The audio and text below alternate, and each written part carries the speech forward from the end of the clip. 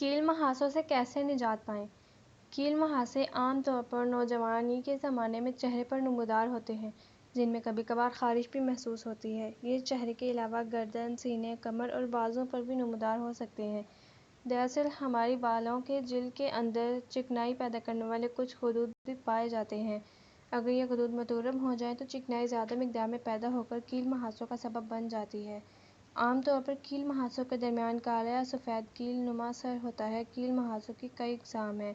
عام طور پر ہارمونز میں عدم توازن، تیز مرچ، مسالے دار روغنی غذائیں اور ایسی غذائیں جو نشاستہ کاربوہائیڈریٹ سے بھرپور ہوں، مثلاً دودھ سے بنی ہوئی مصنوعات، چاکلیٹس، مٹھائیاں اور آلو سے بنی ہوئی اشیاء، صفائی ستھرائی میں غفلت، ذہنی دباؤ، تمباکو نوشی، سفید ڈبل روٹی، کیک، کولا، مشروبات کی زیادتی، قبض، ماہانہ ایام کی خرابی، چہرے کے جلد کو بار بار چھونا، کیل مہاسوں کو نوچنا، غیر معیاری میک اپ کی اشیاء سمیت ٹیلکم پاؤڈر، صابن، فیس واش، لوشن اور کریم کا استعمال اس بیماری کا سبب بنتے ہیں۔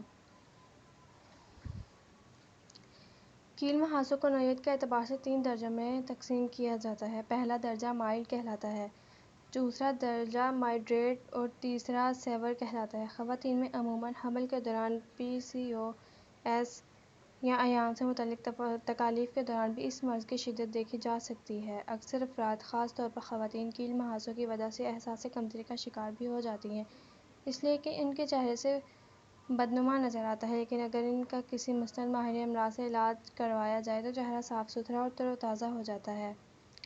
کیل مہاسوں سے نجات حاصل کرنے کے لیے صفائی ستھرائی کا خاص خیال رکھنا چاہیے۔ روزانہ غسل کرنا چاہیے اور چہرے کو بار بار دھونا چاہیے۔ کسی کے مشورے پر کوئی صابن، لوشن یا کریم ہرگز استعمال نہیں کرنا چاہیے۔